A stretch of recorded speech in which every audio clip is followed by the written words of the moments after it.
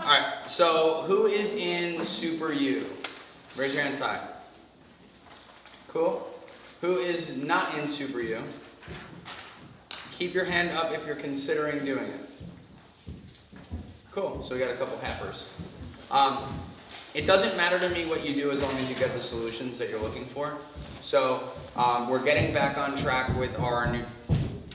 We're getting back. Must be the playroom.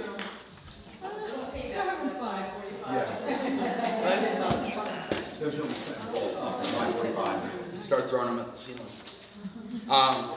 It doesn't matter to me what you're doing as long as you're getting the solutions you're looking for. I like how Leslie's behind the pole.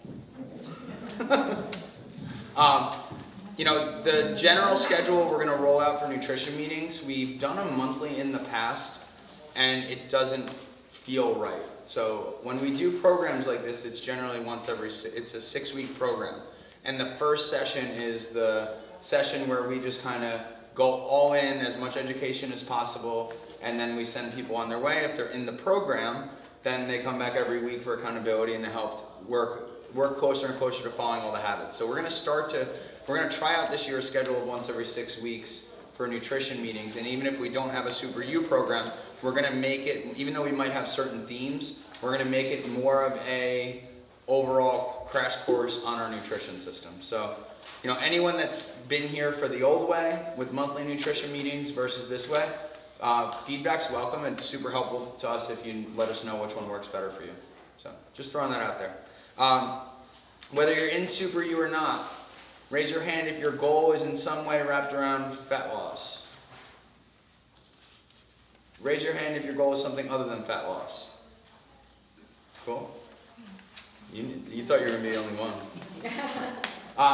The habits that we're going to go over are the same no matter what your goal is, with the exception of some minor tweaks. We can follow all of the habits and then maybe change amounts and maybe change timing on certain things. But everybody needs to, essentially, let's compare bulking or muscle gain nutrition to lean eating nutrition. They're the same thing, the amounts are the only thing that's different. So if anyone here has ever tried to gain muscle, it's actually, if you do it the right way, almost harder than fat loss.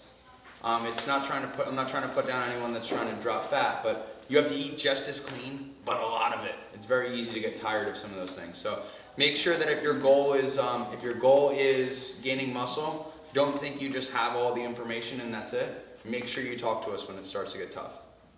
People have no problem talking to us when it gets tough when it's fat loss, because it's like, you said it was gonna work.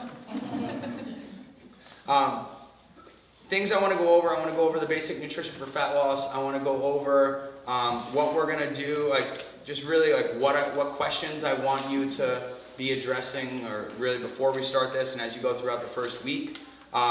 What the overall success blueprint looks like for Super U, and for anyone that's not in the program, it's the same thing. It just you may be taking a little slower approach.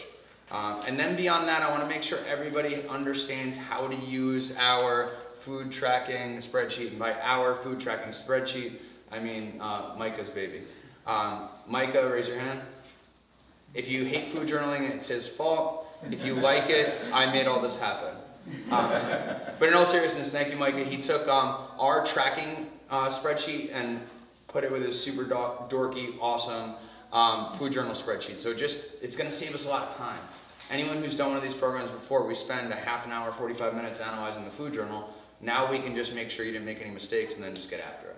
So who's looked at the spreadsheet already? Who looked at the Excel version, tried to randomly type all their stuff in and notice a couple columns aren't working? Cool, Jody's the only crazy one. Anyone who plans on using for Excel, and we'll do this at the end, we may just have to make some minor changes and we'll send it back out to you. But either way, we're going to take a field trip. We'll hook up the computer to the TV so everyone can see it at the end. Cool with that? All right. So make sure at any point, if you have any questions, just raise your hand. You're not interrupting. I want to make sure that you get what you're looking for. So, preliminary questions. Raise your hand if you've seen our nutrition videos. Not the recent ones we're doing where Mike and I stand behind that desk. I mean the ones where we go over the habits. Raise your hand if you've seen those. Cool. Raise your hand if you have not seen those. The link is right at the top of the front of the first page. I want you to go to that. And I want you to watch the videos. That means you have to put in more work than just today. If anyone thought that you were going to get all the nutrition knowledge you needed out of an hour meeting, sorry, we tricked you. But in all seriousness, we're going to give you just the basics on the habits, but if you go back and watch this, anyone that's ever gotten really good at something has just dove all in on it. So I don't need you to watch all the videos over the next week, but I definitely want you to at least watch the video that's associated with the habit that you're working on. Right? Over time, I recommend that you watch all of them. It's actually a good idea to watch them because they're kind of painful in terms of the production. As before, we had the kid doing some of our editing. It's a creepy guy in the corner. So if you want to laugh at us, it's another reason to watch it. So definitely watch those videos, especially when you run into an issue, or if you just need just some reinforcement on the habits we teach you. Raise your hand if you're already food journaling. Cool? Raise your hand if you're not food journaling. Raise your hand if you're going to be food journaling no later than tomorrow morning. And how many workouts do you have scheduled from tomorrow through next Thursday? Everyone have their workouts scheduled. If you only do team training, do you know what sessions you're coming to? All right, these are, before you do any of the stuff below, these are important questions to answer. How many people have 2 workouts planned for next week? And we're not going to do like at least 2, like 2 is your total. How many are doing 2 next week? How many have 3 planned next week? How many have 4? 5? I'm not even asking 6. Cool. So look at your goals, look at your behavior. Does your behavior match your goals? Everybody's here because they want to make a change. The one thing that we want people to do is we want everyone to realize that all we're doing when we give you advice is we're trying to make sure that you understand how far off you are according to where you want to get. Right? So if your goal is fat loss, how far off is your behavior relative to getting to that goal of fat loss? Most of you, pretty much everybody right now, is either really far off or was really far off a week and a half ago and cleaned before the cleaning lady came. Right? Even if you have the knowledge. So we just want to make sure that you understand that we have to have the behavior match the goals, but also understand that when we give you constructive criticism, it's only to help you get closer to where you're trying to go. So what do we need to do to have success, right? To reach your goal, if we assume the goal is fat loss or somehow wrapped around performance, so whether it's moving better, feeling better, or gaining muscle or strength, the basics of this are going to stay the same. For a workout, we recommend 3 to 4 workouts a week. The general guideline is 1 more than you normally do.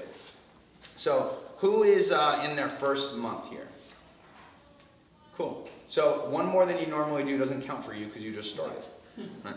So we're just trying to pick a number that's a little bit of a stretch but isn't going to burn you out. Right? Anyone who's been here more than, let's say more than 3 months? So most of you have experienced a time that you're not trying super hard to work towards your goal. So kind of a maintenance period, probably the holidays, or maybe a limiting the damage period. And an attempt at least to work hard towards your goal. We want to make sure that they're 2 different things. So we want to pick a number of times per week that you can work out that is sustainable for the next year. If you're trying to decide your frequency, I want you to start with that. So if you know, like, yeah, I'm going to come in 5 times a week during Super U. Oh. If your regular is 2, that's the wrong approach.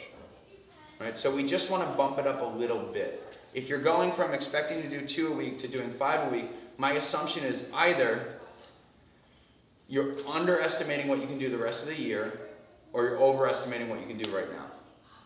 The difference between a surge and a maintenance shouldn't be that much. Does that make sense, everyone? So all we're looking is that you kick up the frequency for most people 1 time a week. We always tell people that when they first start, like, we really just ask how often they can come. And no matter how often they say, we're like, great, that's awesome, you're going to win. Because as long as you're doing something consistently, Most people don't sign up here if they're not going to be physically active twice a week. Some people don't work out here only once a week, but most people commit to being physically active or at least try twice a week. Anything more than that, it just means you're going to get to your goal faster. So I just want to make sure you have that context on how all the coaches look at it, so you don't beat yourself up when you fall short of that perfection. 6 times a week, 2 a days, I'm only going to eat celery. It just doesn't work like that. Who has a My Zone? Who just said I will tomorrow? Raise your hand if you don't have a My Zone. Cool. We're going to have to solve that. Anyone who doesn't have a My Zone, it's just a super valuable tool for us to analyze your effort over time.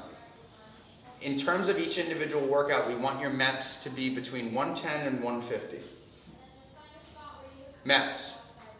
Who cares what it stands for? It's a point system that takes all of your metrics and where your heart rate is throughout the workout and the different zones you're in throughout the workout and gives us a standardized number that we can analyze. The only people it doesn't work for, Brandon, can you kill that? Thank you. The only people it doesn't work for are people that just have a long history of like more intensive cardio or just more intensive exercise over time. Like Micah gets like 12 MEPs a week. Either way, we just want to find the zone that works for you. The reason we have that zone, it's not just do more, do more, do more, and we spend time on this in the start of the meeting because people tend to try to step it up when this starts.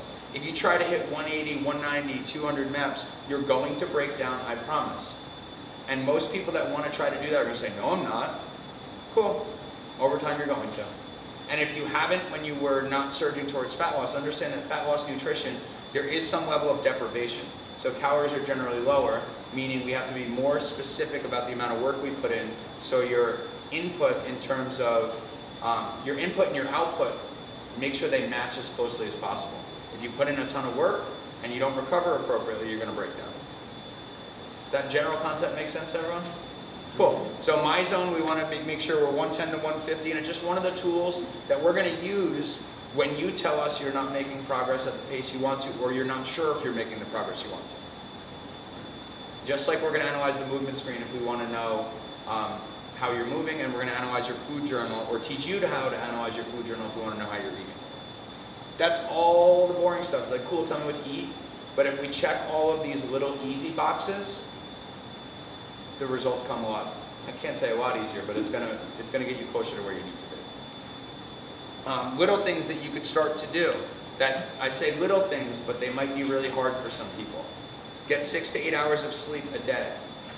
Raise your hand if you think I'm batshit crazy for saying that. Can you tell I've gotten yelled at for saying that? You might just think I'm batshit crazy in general, but. I don't think you're batshit crazy. It's hard. It's hard to do. Yeah, and that's why I made sure to say like, these are simple things, or little things we can call them, but they're not easy things. The concept of getting sleep, like, you don't have to wrap your head around that. I get it, I should sleep, right? I highly recommend if somebody doesn't get 6 to 8 hours of sleep a night, that they consistently work towards making it happen. I've had people say you don't understand. I've had women who are in the change period of their life say you don't understand what I'm going through. I've never personally been through it. Did I say that eloquently? Yeah. I'd say you don't understand. I'm not talking about the fact that I'm saying it should be easy for you. I'm saying if we put in the work to make the consistent changes towards sleep, all it can do is help. So if people just have sleep issues, have you gotten a sleep study? Have you just done little things to try to improve it? Is your schedule insane? Have you done little things to make half the days of the week less crazy? And if you can't do it on a regular basis, can we find ways to do it when you're surging? Right? So if sleep is something you struggle with, please don't write it off. Talk to a coach about it. Drink 8 to 12 cups. I wish that said of coffee today. Drink 8 to 12 cups of water per day. Raise your hand if you don't do that. Cool. I find it's harder at this time of year. Yeah, it definitely is. It's a lot easier to drink water when it's hot. If your cells aren't optimally hydrated, You can put in every time we have a nutrition meeting, I'm dehydrated.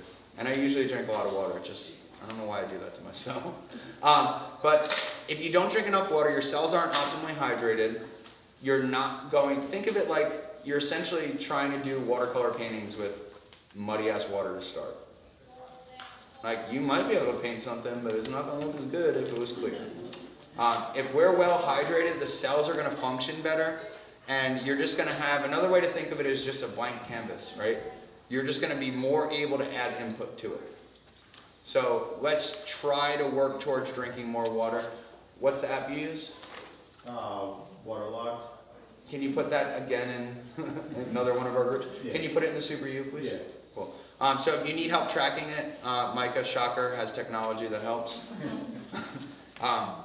So another easy thing, or simple thing, let's make sure you talk to a coach if you're not there. I repeat, if you are not sleeping enough and you are not optimally hydrated, you are fighting an uphill battle.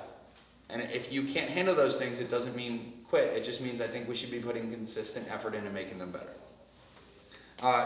Move frequently. So yeah, exercise, cool. There's a lot more hours in the week. I believe there's 168 hours in a week. So if you work out 4 days a week, you got 164 left. You can make a lot of little changes. A lot of the stuff that I made, a lot of the recommendations I made before I understood the science behind strength training, they work. Park further away. Take the stairs. Can anyone think of other little things to get you to move more frequently? And think of it and say it. Move when I'm cooking. Move when you're cooking. Yeah. What do you do? Walk out 2 steps sideways. Hell yeah. You know, just I love it. things, yeah. Anyone else? Go upstairs 2 at a time. All right. Get a little sassy with your stairs. I like it. Anything else? I sit on the floor instead of the sofa. Cool. I fell asleep on the floor last week. I have nothing else with that story. Yeah, just little things, like parking further away is a huge one. Getting up and taking breaks at work. It's not good to sit for extended periods of time anyway, so take a lap around the office. Maybe don't bring 4 bottles of water to your desk. Go get one every time you run out, if your workflow permits it. If it doesn't, get a new job. And then supplements. Multivitamins, fish oil, probiotics, and healthy fats. These are things that also help bring you to neutral. If your gut health is not on point, and one of the main things that happen with gut health is we eat the wrong foods, processed food, sugar, alcohol. We don't give the body the right input in terms of prebiotic foods. We have a lot of stress, antibiotics, corticosteroids, a lot of things that just damage the integrity of the gut. Probiotics an easy way to make changes. So with any of these supplements, I'm going to explain why we recommend them, and then if anybody does want them, we sell them. We're going to just let us know and we'll put it in order for you. Okay? So in terms of the supplements, the probiotic I just explained, we need the gut health to be on point. About 70 to 80% of your immunity is very closely related to your gut. So a lot of the lymph nodes in the body are all around the gut. If you want to stay healthy, it's another good reason to have your probiotics in your regimen. Multivitamin. The soil in this country and all the other countries that our food comes from is not what it used to be. The way farming works now is the crops aren't rotated the way they should be. It's just mass produced. Even if you eat organic foods, I would argue that you're not getting all the vitamins and minerals you need. Multivitamin is just a good way to kind of fill the gaps. And then fish oil, same thing with the whole diet spiel. The food that we eat, a lot of what it eats isn't the same as what it should be. So the actual omega balance, so the omega-3 versus omega-6 balance that people take in is not what it should be. Especially with the concerns with fish, I'm pretty sure I'm going to die of mercury poisoning. It's been a fun ride, but people that don't eat a ton of fish for that reason, there's a laundry list of reasons the omega-3 and 6 balance is off. We should have a 4-to-1 ratio of omega-6 to omega-3. Most people are much higher in the omega-6. How can we overcome that? Take an omega-3 supplement. Fish oil is my recommendation. Lowers inflammation, and once again, just puts your body in a position where you're more likely to drop fat. I will tell you that if you're taking these 3 supplements, yes, the nutrition's the most important thing, but if you're taking these 3 supplements, you're drinking water and you're sleeping, you're more likely to drop fat. So buy them. And if you don't buy them from here, if you already have a place you buy them from, just talk to us about the brand. We obviously are not a supplement store. Like, we just try to provide a resource so people don't have to make another stop. I'm not offended if you get them somewhere else. I just want to know the brand so I can make sure that you're taking a quality brand. Any questions on what we talked about so far? Your healthy fats, can you, olive oil is one? We're going to go into healthy fats in terms of the actual types. In terms of supplemental, you know, some of the things that you can do to add to say protein shakes or salads, so flaxseed, chia seed, and then also just like a fish oil supplement. And in terms of supplements, that's what I mean. Make sure I don't glaze over that though. So let me know when we get to it if I start talking about random shit. Any other questions?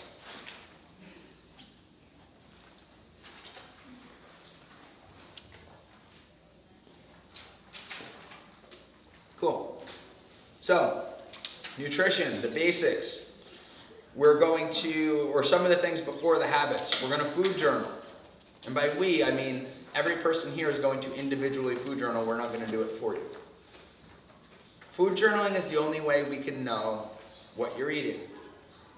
I've had a ton of conversations. I've actually tried to do it without food journaling. In my opinion, the only people that should not food journal are people that it puts them in a mind state that makes it unhealthy, right? So if it makes you obsessive about the process to a point where it makes it harder for you to stay on track, maybe not a good idea. Really, for people, it's people who have a history of any type of eating disorders or just emotional eating that this kind of triggers some of that. Then yeah, food journaling is not the best idea. Outside of that, everyone else that has told me so far that overall it's not right for them, and I'm not talking about certain times of the year when it just doesn't feel right for you. That's okay. Or certain places in your life where you're just like, I can't add this stress. That's also okay. But everyone else that has told me that food journaling isn't right for them and tried to come up with another solution, we've not been able to find a better solution. If you want to know what to change, we have to know what you're doing. Raise your hand if you like food journaling. Other than Micah.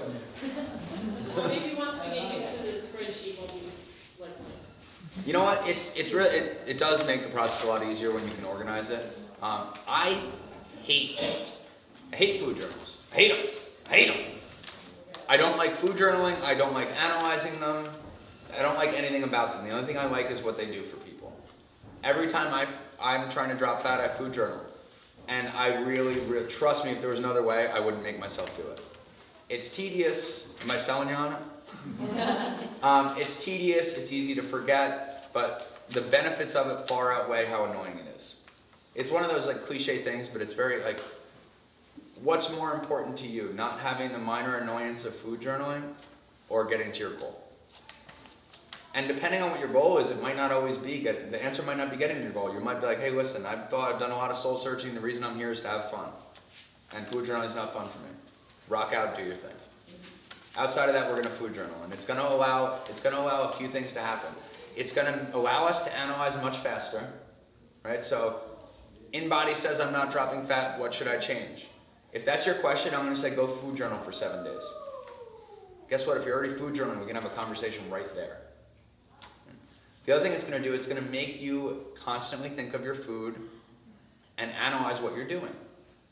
If you're not beating yourself up and you're using it just as a tool to say, this is where I'm at and this is where I want to be, and just how far away are you, it's super powerful and it just makes it top of mind 24/7. That's a good thing for short spurts, and that's why we recommend it while you're surging. Okay? So 2 main things it does. It's going to make the changes you're trying to make top of mind, the food you're putting in your mouth top of mind, and it's also going to just make it easier for us to help you make the changes. What do we do when we food journal? We track everything we eat. You're going to track everything you eat, approximate or exact amounts. So either visual cues or like measuring cups, like measuring equipment, measuring spoons, measuring cups, or weight. Then you're also gonna write down timing, how you feel if you're somebody who has an inkling that there might be some sort of food intolerance, or you just don't feel too hot and you wanna know if it's food. And we wanna make sure you're journaling daily, so you have something to analyze, and so it's accurate. You know, a lot of times people will try to write everything in at the end of the week. When you're first getting in the habit of this, I'm not gonna judge you if you wrote everything in last minute. Just understand that it's not as effective of a tool. You're cutting away half of the benefit. You're taking away the fact that it's top of mind every day. So I recommend, best case, write it down as you eat it. I don't mean bite by bite, but write down each meal after you have it. Or, worst case scenario, at the end of the day. Or at a point in the day that makes sense for you to stop. At least do it daily. Other things we're going to want to do is avoid offensive foods. So if you know there's foods that make you feel poorly, don't eat them. You're welcome. It sounds silly, but like if you know foods make you feel poorly, they give you indigestion, you feel super bloated, you feel tired after, I promise you it's affecting your metabolism. I'm not saying never have it. In certain situations it might be a never food, but I would say while you're trying to surge and drop fat, avoid the foods that make you feel bad.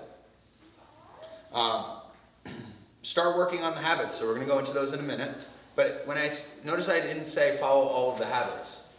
I said start working on the habits. We're going to do an analysis today. You're going to do a self-analysis as to which habit is the first one you're not following. 90% of the people in this room at least are going to be on the first habit. And that's okay. Bourbon, salt and vinegar chips, and cookies. This is different for everybody. Some people can't have alcohol in the house either for reasons that are outside of my scope, or just because they enjoy it and they're going to have it more frequently if it's there. Other people might have that with maybe sugary foods or sugary drinks, or soda, or things like cookies or chips. You just need to analyze what those things are for you. So for me, I can have bourbon in the house, and I can say, I'm trying to drop fat right now, so I'm only going to have it on this day and this day. I can't do that with a certain type of cookies, and I can't do that with salt and vinegar chips. It's like a damn feed bag. My wife makes fun of me because she's like, you think you're going to control your portions, and you just know you're not. I take the bag of salt and vinegar chips, and I fill up a bowl. It's more than a serving, but I'm like, cool. And every time I'm like, this time I got it. And then I go back and I fill up the bowl. And the second time I fill up the bowl, Emma goes, just take the bag. I can't do it. Like, I will eat the whole bag within 24 hours. And I'll try to be super,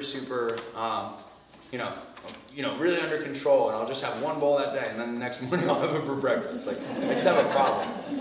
And then there's a certain type of cookies, because I have to eat gluten-free and dairy-free. So there's only one type that I really like that Emma buys in the stores, and it's 6 at a time, because that's the width that I can comfortably go with my hand. It's at least 6. So I need to have those not in the house when I'm trying to drop fat. I'm making a joke about it, but be honest with yourself about what those things are. What are the things that for 6 weeks you should probably just not have? And what are the things that you can look forward to as a cheat? Make sense, everyone? Can we get some examples of some things that are, what can you not have in the house when you're trying to drop fat? Peanut butter cups. Peanut butter cups. I didn't hear that. What else? Cheese, ice cream. Jelly beans? Ooh. I haven't had myself a jelly belly in a while. What else? Bread. I'm going to. Pretty much any sweet candy. Anything with taste, cool. No, I'm just kidding. So it's cool. People know the things that are going to bring them down. We're just talking about 6 weeks. Don't have them in the house. And if it's something you want to have during the 6 weeks, plan to have it out. For example, with chips, like if I really want chips when I'm trying to drop fat, I need to buy them like out at a deli a little bit. But then I buy 4. I just can't have chips. I just can't do it. What's that? Or you eat the whole bag before you get home. I also ask Emma to hide. I have issues. I ask Emma to hide them, but I know where she hides them. We don't have that big of a house. But anyway, we'll move on to the habits. Let's just make sure everyone is aware of those things. So nutrition for fat loss, the basics, in order. And this is confusing for people because this is not the approach we take. But in order of importance. Calories first, then macronutrients, then quality of food. And I'm going to work backwards and tell you why it's not the other way around. Keep in mind, we're talking about fat loss, not health. All right? Obviously, you can have a little bit extra calories, more than you need to drop fat, and you can be super healthy because you're choosing all the right types of food. All right? But we're here to talk about fat loss and then how to eat as many calories as possible if your goal is muscle gain. Quality of food, 100% organic. You can eat free range, only meats, no hormones, no pesticides, no fun, and then eat too many calories. If you don't measure your fats, the calories can be too high, you're not going to drop fat. Right? Macronutrients. You can eat all the right amounts of protein. You can eat enough protein. You can eat enough healthy fat, have enough fiber, and you could still slightly go off. Now this is a tough one to explain. It's not as easy as the quality of food, but a lot of times people count their protein to make sure they get enough, right? So you can be on point with that and off with other things. If we nail down the macronutrients, though, we're close. Whereas if we nail down the quality of food, we could be pretty far away. Calories. If you eat too many calories, you will not drop fat. Now, why is this confusing in our message? Because we don't tell you to count calories. We give you habits that take care of calories, that take care of macros. And you'll see in the order in a minute why that makes sense. Any questions on that?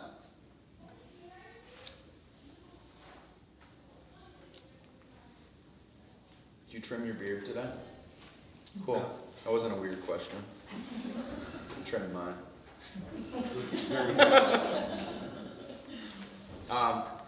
So, the three things that I just said come from Renaissance Periodization.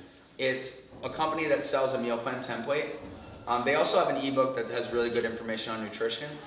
I recommend this be something that people use when they need it, not to start. So right now, Coach Kim is working towards, she's about to start the Renaissance Periodization plan, but what did she do first? She did a program to eliminate offensive foods from her meal plan, and now she's doing something closer to our habits that we preach, because meal plans that are strict or very specific should be used once you have a full grasp of the habits and you're trying to make a specific change in a specific period of time, and you know how to then know how to or have a coach to get you off of the meal plan and back into real life. I'm getting that out there in the beginning because everyone asks, like, so just, not everyone, but every time we get, so just tell me what to eat. If you want to know what to eat, I can tell you, well, really, I'm just going to tell you, go somewhere else for your nutrition advice and work with us in terms of exercise, just because we've tried it in the past. Any of the stuff that we're very strongly urging you not to do, it's because we've tried it and it's failed. People drop fat in the short term and then come back to the next challenge at the same weight they started the first one. That's not a success. But the cool thing about these habits is if we do them in order, it takes care of the first three things I mentioned. It takes care of calories, macronutrients, and quality of food in exactly that order. Prerequisite habits. We already talked a little bit about this. And guys, this is the part where you already have the habits, so I don't need you to take notes on it, but like, if you have specific things that you like, no, I struggle with that, please make a note in your phone. If you don't have your phone with you and want a pen, ask us, we'll stop and go grab one. I don't want you to forget and then 2 weeks from now be like, no, I really should ask that question. Okay, so I'm not offended if you're on your phone. You can live tweet this if you want. Does anyone use Twitter still? Celebrities? So Micah uses it. All right, so prerequisite habits. And just to define what that means, these are the things that we work on before we work on the habits. These are not the things we skip over to get to the habits. So drink water. Anyone need any clarification on what that means?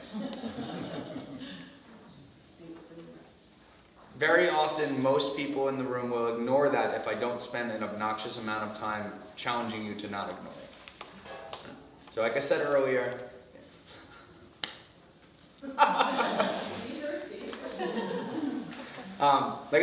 if the cells are not optimally hydrating the human body, any of the stuff we're trying to do is not going to work as well. Think of the exercise that you do here as output. It's the performance that you're asking your body to do, right? You're asking your body to lift a certain amount of weight, do a certain amount of work in a certain amount of time. If you don't have the right input, it will not happen. Hydration is one of the most important things. We said just 8 to 12 cups of water a day, just because people beg me to give an amount. It's so hard. You're chugging that shit. It's so hard to say an amount because everybody's body composition is different. If you want a real answer that's not fun, or just weird, I guess, is you want to drink enough water that your pee is a certain color. So you want like a very, very pale yellow, not totally clear. So it should look like, why am I gonna, you know what pale yellow is. We don't. You got it. T was like, no! And the reason it's not an easy answer is how much you sweat matters, the amount of muscle you have matters, whether you're a salty sweater or not, everything matters with this. So the general guideline is try to drink 8 cups of water a day and see how you feel. Right? The things I've heard before, I'm not going to say any certain type of employment, but it's people that drive large vehicles. Some of the, in all seriousness, some of the bus drivers that come here have told me how challenging it is because of their job. I respect that. Like, it's a real thing, unless you're going to piss yourself while you're driving the kids around, or depending on how your routes go. And it's different. Every job's a little different, have different challenges. We still need to drink enough water. So you might have to mess with timing on that water. You might realize that to really get to the point that your water is optimal, you do as best as you can right now, and then over the summer when you're off, or if you have a different type of job when your job is less busy, you start to really own it. Because once you drink enough water, your kidneys adjust to it, and you don't have to pee as often. So I respect it if you have a challenge with this, but let's just make sure we try to do it. I'm on the wrong page. So, drinking water and then eating slowly and stopping at 80% full. This is the first step to owning calories. Right? So remember, calories are the first priority. It's not 2:45. So we want to make sure you eat slowly and stop at 80% full. That's going to be the habit that makes sure you don't overeat each individual meal. So think micro, right? Each individual meal will be handled by that. The first actual nutrition habit of eating every 2 to 4 hours is going to make sure that you don't overeat in the macro throughout the day, right? Over or under eat. Cool with that? Eating slowly, stopping at 80% full. I always get the question, what is 80% full? I could eat, but I don't need to. That's 80%. The only way you know that for sure is if you eat slowly. That's why they're together. It takes a certain period of time, 15 to 20 minutes, for the right things to happen in your body, the right hormones to be released, and all the reactions to happen that tell your brain, stop eating, you damn American. I always have to go back to eating slowly. Before I focus on how much protein I'm having, I start to focus on that first, because I'm a classic speed eater. I don't think I chew. So we want to make sure we own that for each individual meal, and then eating every 2 to 4 hours. If you're eating every 2 to 4 hours and you're eating slowly and stopping at 80% full, I promise you throughout a month, throughout the week, throughout the month, you're pretty damn close to the calories you need to be at. The human body's good at self-regulating. We're just really good at trying to ruin all the systems we have in place to make sure we can self-regulate. So overall, it's just being more mindful. Raise your hand if you think 90% of the time that you're eating every 2 to 4 hours. And what that means is you only have, just raise your hand if you eat every 2 to 4 hours. Raise your hand high. Cool. When you go home, ask yourself that question, looking in the mirror, raise your hand high, record yourself, and then play it back to yourself when you look at your food journal next week. Seriously, spend the time looking at if you really do. A lot of times people always want to be at the next step. Like, oh, I can swing. Can you deadlift yet? I can deadlift. Can you touch your toes yet? It's the same thing with this. Truth's like, nope. So if you're eating every 2 to 4 hours, if you're not eating every 2 to 4 hours, this is the first place we stop. This is the video you watch. You're gonna watch the ones that talk about the prerequisite habits, and you're gonna watch the one that talks about eating every 2 to 4 hours. Some simple strategies to make that happen. 3 meals, 2 snacks. When we say how many meals you had throughout the week, it's a general term we have for food consumed, right? But if you want to think in the typical American style of eating, it's the 3, your 3 square meals. Your 3 actual food meals and then 3 smaller snacks. I'm sorry, 2 smaller snacks. That generally comes out to eating every 2 to 4 hours. You don't get bonus points if you stretch it to 4. You don't get bonus points if you eat exactly at the 2-hour mark. It's somewhere in that range. How do you know if you should eat? Has it been 2 to 4 hours, and am I hungry? Am I hungry? It depends. So that's a good question. Should I eat even if I'm not hungry? There's 2 paths we can go down. We can either eat anyway, a reasonable amount, because you can actually kind of jumpstart the metabolism by giving it something to eat, or giving it something to digest, or you can just bide your time and listen to your body, and within the first week or 2, you're going to get hungrier, because you're probably giving yourself more than you were before. But I just wouldn't gorge yourself if you're not hungry. If you find consistently that you're not hungry, you need to talk to a coach. You might be overeating at some of your meals. There might be something else preventing you. One fun thing to talk about is if you don't have bowel movements frequently enough, that might be why you're not hungry, because you're full of shit.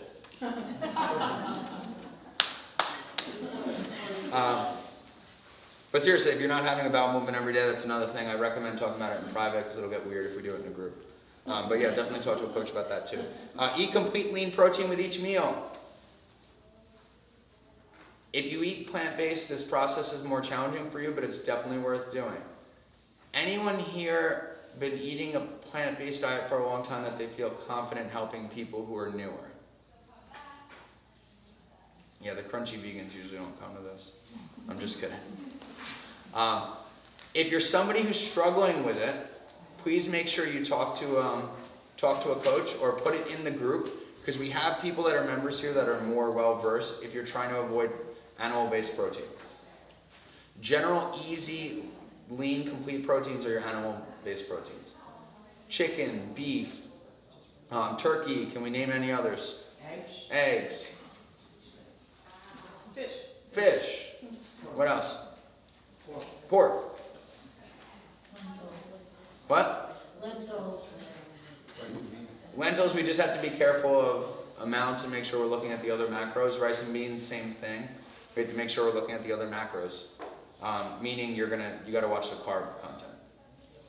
But they're both definitely correct answers. Lean protein. What this really means is if your protein's higher in fat, don't add a fat. If you get super excited to eat it and you feel like you should tie a napkin around your neck and you just start to drool when you look at it, it's probably too much fat.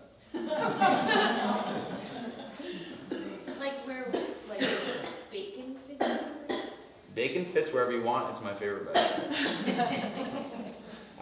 And this is where bacon is. If you want to have bacon, we need to understand the amount of fat to have. So what I'm going to do, damn it, my memory left. Teresa.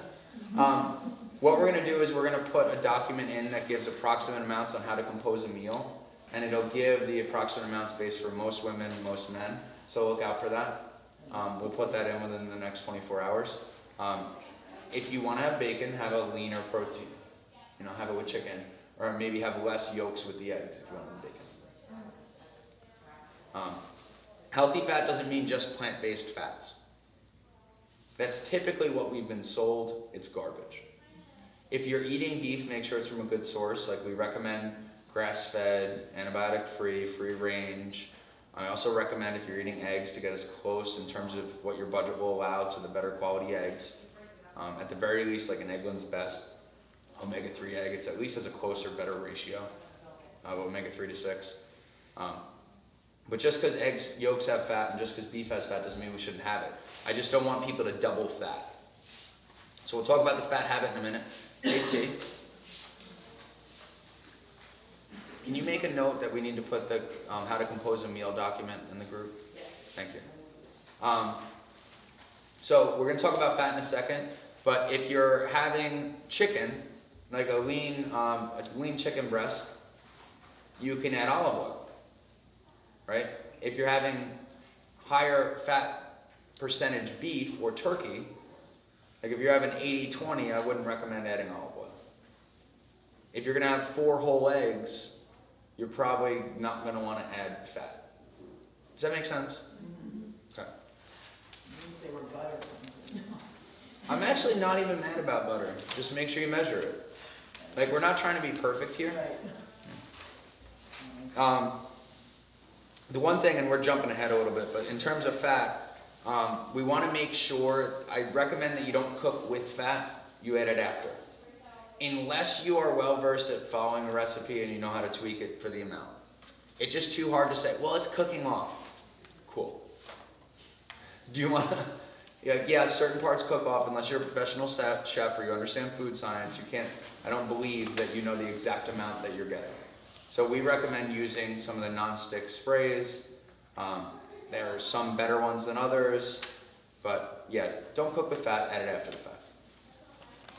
You can tell me your outrage if we have enough time at the end if you don't like that. Because there's always people who have valid reasons to not be happy with that. So we cool on the eating every 2 to 4 hours, complete lean protein with every meal. Does that make sense, everyone? Raise your hand if you're having complete lean protein with every meal. So we had like a, that was like, I think so. that was pretty gangster. She was like, so we have a definite and a couple maybes, or kind of almost close. Definitely look at your first couple days of food journaling and see if you're really doing that. Now, you might not have been before, and just starting a food journal makes it happen. Cool, you win. But remember, when we're talking about habits, I want this to be a habit that you do without effort. If you just started eating, With the shakes, are those considered a complete lean? Okay, then. Okay, they are. yep, Yeah, 'cause I didn't know because they're plant-based, I didn't know if they had everything. the amino acid profile is right. Okay. Yeah, and just like with plant-based proteins, like if you don't have the right combination, you don't have the right complementary proteins, you're not going to get necessarily all the essential amino acids.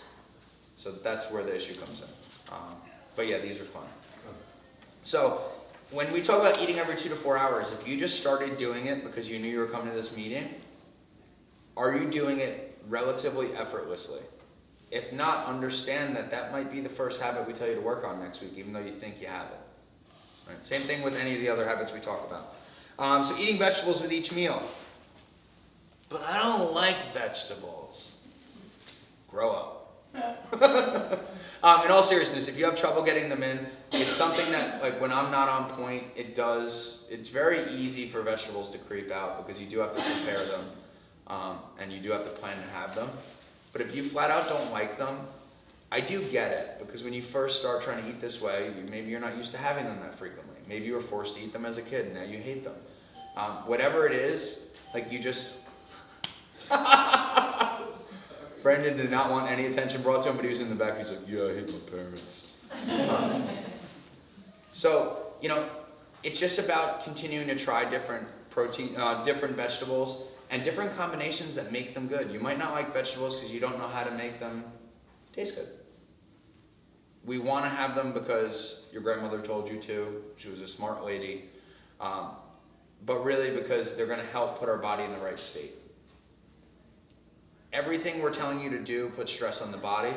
Eating a high protein diet also puts the body in a certain state.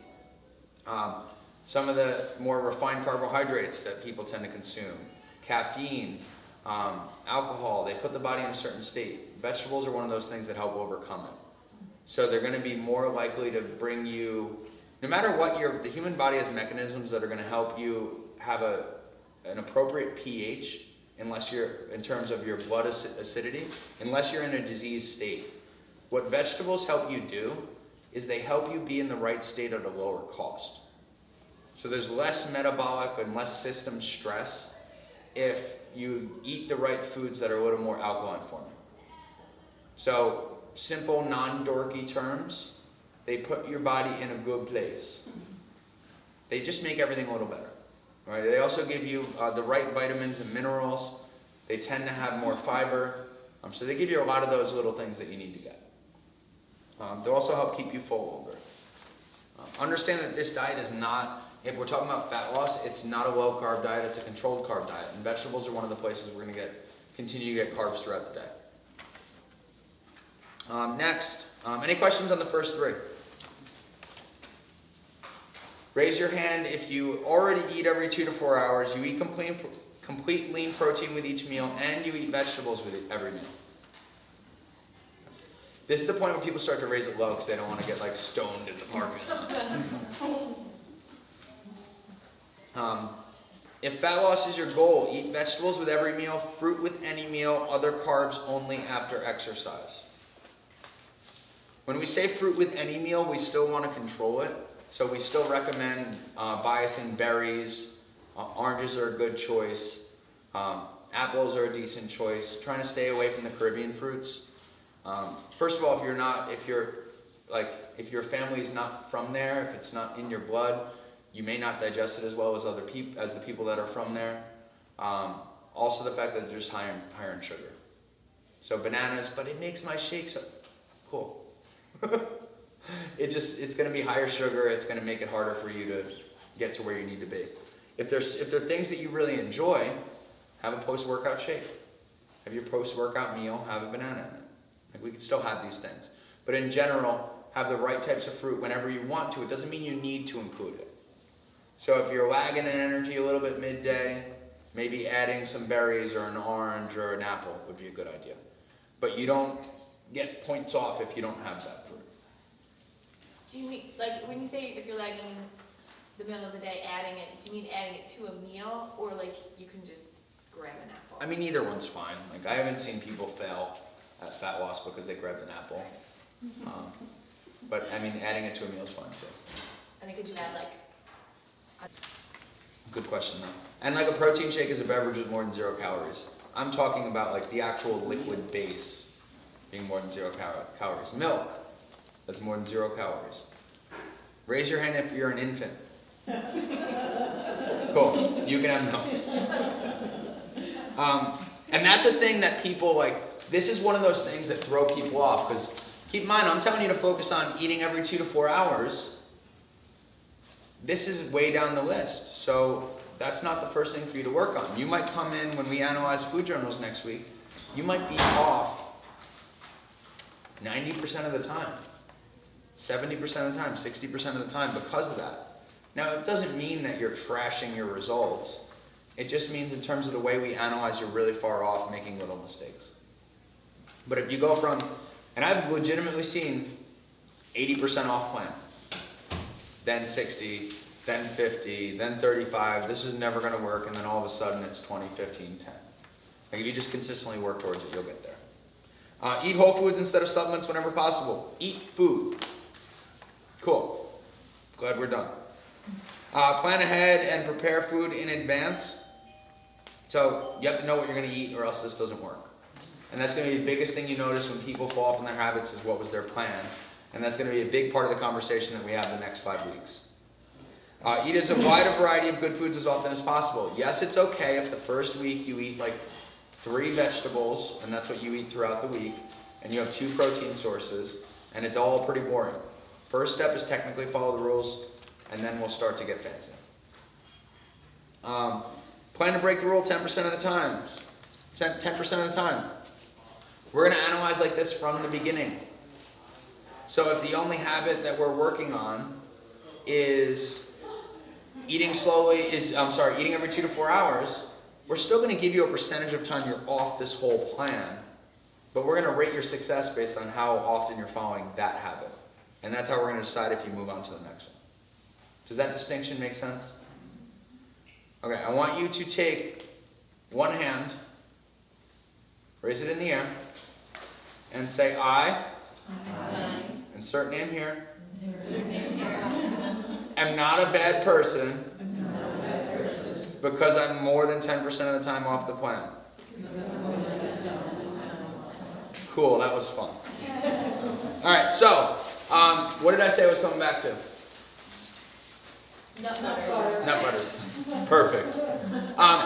Just so that because the food journal we didn't go over, Mike and I will put together, one of us will shoot a video tomorrow and screen share the food journal for anyone that needs clarification. Anyone that wants to hang out after, I don't have to leave right away, I'd be happy to do that, okay? But please make sure you're journaling. If anybody does have to leave, because I'm sure I talk too much, it's 8:33, I'm not offended, but I'm gonna keep going as long as people are here. So, if we think of how we're gonna analyze whether you're following this plan, eating every 2 to 4 hours, all you had was an apple. You had breakfast, lunch, and dinner, and in between you had an apple twice. That's technically following that rule. Maybe it's not the right amounts, but you're following the rule. Next step, have lean protein with every meal. You have an apple, you're not following that, right? So the next thing we do is say add protein. And the question we always get is, what about peanut butter? Does peanut butter contain protein? Yes. Does it contain the amount that we want you to have before we move on to the next habit? No, but it's a win if you weren't having it before. So in terms of your snacks, nut butters are a good way nuts or nut butters are a good thing to add, because it'll give you some healthy fat and it'll give you some protein if you pick the right types. Generally like almonds, and almonds are a little higher. Like almonds, walnuts, peanut butter are a good place to start.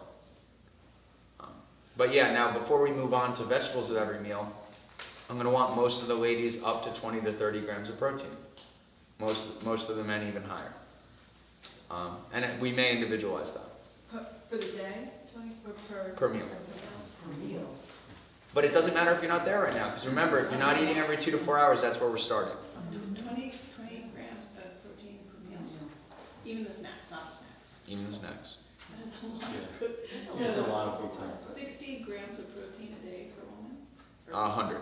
Actually, it's 100, yeah, because it's just. At least 100. 100 to 150. Yep. This is where people get mad. This is, can we be real about this for a minute? This is not easy. And this is very different from what you've been taught. We can sit here and talk about all the success stories. There's people in this room that have already crushed it following this and are either coming back to earth from a little hiatus or are just trying to take it further than they originally got the first time. It works.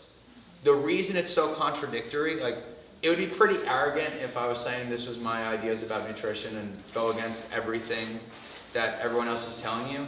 The Precision Nutrition System is created by Dr. John Berardi. It is it's essentially a master's level course of certification. I believe he was a college professor as well, or at least taught this course. It's backed by science. It's backed by nutritional biochemistry and exercise physiology. They're just facts. The reason a lot of the advice you've been given in the past is very different is a few things. One, people want to sell a solution, and not everyone is concerned with making long-term changes for people. It'd be a lot easier for us to charge a decent amount of money for a 6-week program and sell it to the masses. But we want to change people's lives. We don't want to make you feel good on one vacation. So depriving yourself for 6 weeks will help you weigh less, right? But it's not going to help you change your body composition long term. The type of exercise that's typically recommended is just being active. A lot of the guidelines is the heart healthy guidelines that came out when a lot of the nutritional guidelines were also coming out about heart health. It was just being active. It was the guideline, literally the guideline to make sure your heart just didn't stop working properly. It's the bare minimum you needed to do. Get up and move, have some vegetables, avoid having too much of the wrong types of fat. Just so you don't have heart disease. Everybody here is trying to reverse the trend of obesity and overweight and obesity epidemic. Most people at this gym are overweight or obese. I am currently not in what's considered the optimal health, body fat range. I'm including myself in that group, so I'm not passing judgment on anybody here, any more than I'm passing judgment on myself. The trend in this country is to a very extreme unhealthy place. So if we think of where this country is going, and I mean the vast majority, over 70% of people, and we take the majority of the actual information in terms of nutrition that's given out, can we agree it's just wrong? Right? It just broke it. So if what we're saying feels very different from what you've been told, it's because it is. I can promise you from the people that we've had follow our system that it works. And just talk to members who've been here a while, don't take it from me. And I can promise you that it's not our crazy ideas. We're listening to, everything about our system is listening to people smarter than us. The only thing that I think we do better than other people is we've organized all of the systems in a way that make it kind of a one-stop shop. So I know that got very ranty, but I need you to understand that we know we're going very against what you're comfortable with and what you're used to. But it works. The resistance training we do requires a lot more protein than if you were just going for a walk. But the goal is to help you drop fat, as much fat as possible, that's sustainable in a short period of time. If fat loss is your goal, if strength is your goal, or muscle gain is your goal, or we want to help you do that. If moving better is your goal, guess what? Dropping some fat and getting stronger is also going to help. So if we just put it all in one category, the style of exercise that's the most effective for that is total body resistance training. You need high levels of protein to overcome that, right? The only way higher amounts of protein is inappropriate is if you have kidney disease or some other disease that it's contraindicated. Is there an app anybody knows of that I can get a quick result on how much protein's in what? Google. Just And I'm not Google? being a smartass. No, serious. No. Yeah, Google. Google. I recommend Google because the way it's set up now, I don't know how it shows up on the phone, but on a computer, you type in nutrition facts for something, and there'll be links to go to, but they show up right there on the side of like a desktop or laptop browser. Yeah. So I just recommend when you're trying to decide what to eat, if you want to just sit down and just bang out a lot of the planning, write down all of the foods in each category you're going to eat. Write down the vegetables, write down the proteins, the fats, the starches, and then write down the macros of it. Right? So I take that back. Be aware of the vegetable macros, but you don't have to count them unless just be aware of whether it's super high or not, right, in terms of carbs. Outside of the protein and the fat, be very aware of what you're eating. Right? And then over time, you can start to decide exactly how much to have. What about hidden carbs? Like I didn't realize I use a lot of rice. What's your max on carbs? Not food. Your We're max on carbs a day. Yeah, we're gonna give that. We're gonna Can you give put that that on that document. sheet? Yep, Or- it's already all on there. Oh, it is? Okay, Yeah. great. Yeah, it's not something we have to develop. We have it. We'll just drop it in. One last clarification before I answer any other questions that we have. The sheet that we're going to give you is how to design a meal. It's going to say amount of carbs to have per meal, but our habits say to only have other carbs after a workout. So when it says I think it might say 20 to 30 grams of carbs in a meal, you don't have to hit that number. There's two different ways we can approach this. We can go habits in order, or we can learn how to build meals and then make sure we fill in the gaps. So let the habits drive you, and then when you need an answer for a specific meal, refer to the other document. Does that make sense? Okay. All I need is you to analyze, does everyone know the first habit in order that they're not doing? Okay. Including drinking water, enough of it. Right? That's what I need you to own this week. So, what's that? Seriously. Seriously.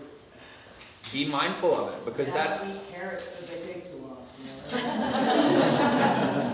if you watch, everybody who works here who sees me prepare my food laughs at me, because I take my food, I call it a man bowl, because it's like a serving bowl, and I cut it up. Kim's laughing. Yeah.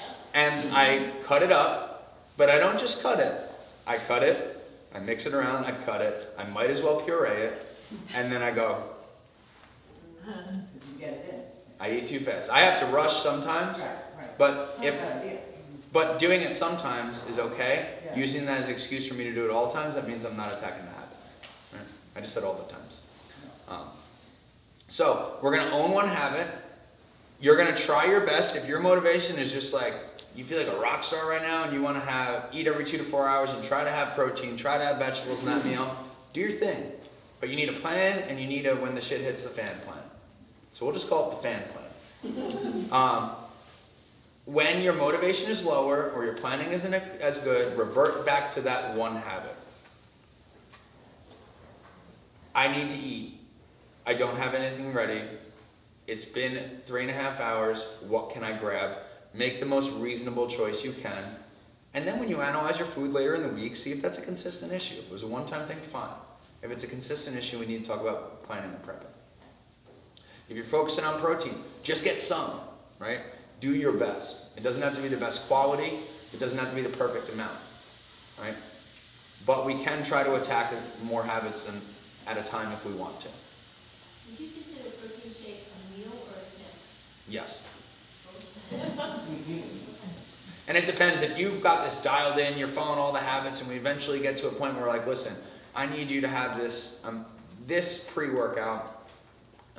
You're going to have like an intra-workout supplement or like a carb supplement, and you're going to have a post-workout shake with this X amount of time after your workout, and then a post-workout meal.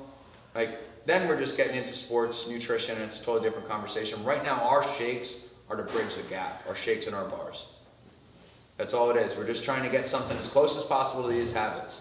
So, oftentimes what will happen is people have a shake, they'll get the healthy fat, they might even add some fiber, maybe they'll have some blueberries in there, and they have no vegetables. And that's a habit they're working on. You have one of two options. You can either add some greens into it, you can get a greens powder, which we need to order. We can get a greens powder. You can put spinach into it, and we're going to do some work with Jenna because she's a freak show and she is really good at those combinations that make things easier. Or you can just eat more vegetables at the other meals. We have ways that we're going to say these are the habits, and then we're going to say, okay, this is how we actually make you have it work in your life. So If you eat a protein-based shake, vegetable protein-based shake, you still need to put vegetables in there? what's your vegetable protein-based shake? Does it? I'll have to clean. You're an English teacher, right? Yeah. So tired. She always tries to look super nice when I speak, and I know she's just like, oh, that poor boy. I can't even speak right now, so. As long as it's a complete protein, you said OptiCleanse? Yeah. Yeah, you're fine. You would still need vegetables, because it's plant-based, but you're not getting all the benefits of the vegetable. That's a good question. Any other question?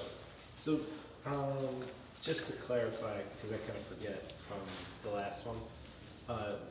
So you plan to break the rules 10% of the time, so 3 to 4 times a week. 3 or 4 times a week. Right. Now, what is a cheat? Is a cheat one of those 3 to 4 times, or is Yeah. a cheat? Okay. A cheat is something off of your plan. As you get more and more dialed in, a cheat might be having rice and beans with a meal that's not after a workout. Or a cheat might be a bacon hamburger. Is it like an element of a meal, or can it be a whole meal? What, Like if cheat? I want to have a roast beef sandwich with potato chips, is that too cheap? No, do your thing. We recommend with a cheat, just don't Don't eat them all day. I recommend Just leave the whole bag. I recommend asking yourself if you'd be willing, if you were dating somebody and you were meeting their family for the first time, would you eat that way in front of their family? It's too far removed. I would. But if you want to be as good as possible, even when you have the cheats, eat slowly and stop at 80% full. Don't binge when you're gonna have a cheat. So just eat slowly, stop at 80% full, and eat whatever the hell you want for your cheat. As long as it's not something that's gonna derail you for the next week. When I'm in the zone with this, I'm going to Woody's and I'm getting a bacon hamburger, and the only reason I'm not getting cheese is because I can't have dairy. And I'm getting some fries, and I'm gonna make sure I eat 2 to 4 hours before, so that I'm not saving up for that meal, right? And I'm just gonna eat what I want. It's fine. Or typically, actually, when I'm in the zone, my cheat is bourbon twice a week. And when is the start and end of a week? And don't say Sunday, Saturday. No. Really, it's when are you starting to analyze? So we're going to be analyzing really Friday through Thursday. Are we Because emailing you these? hell no. No. Okay. No, I wasn't sure. No, I'll explain. So what Okay. I'm gonna put up that video tomorrow because I have to stop making this mistake and making this initial meeting an hour. We really need an hour and a half. So I'll put up the video on the actual spreadsheet. It's pretty easy to navigate if you're not intimidated by technology. I'm good about navigating just how you're gonna see it. Yeah, we're not gonna see it. Oh, What we're gonna do next time, it actually is built in. Now you're gonna bring it with you so that I can answer questions if you're not sure. We're gonna spend time on it here, but I'm not gonna individually analyze everybody's. okay. We've done it two ways. Last time, and full disclosure, we would just have to charge you a lot more money to do what we did last time. And I wanna make this cheap for everybody. Yeah. We analyzed all the food journals and people crushed it. But it's took a half an hour at least for each individual food journal. Right. We've done it in the past in our old space where we taught people how to analyze it, and we didn't do it with this spreadsheet, so it took a lot longer, and it was just as effective.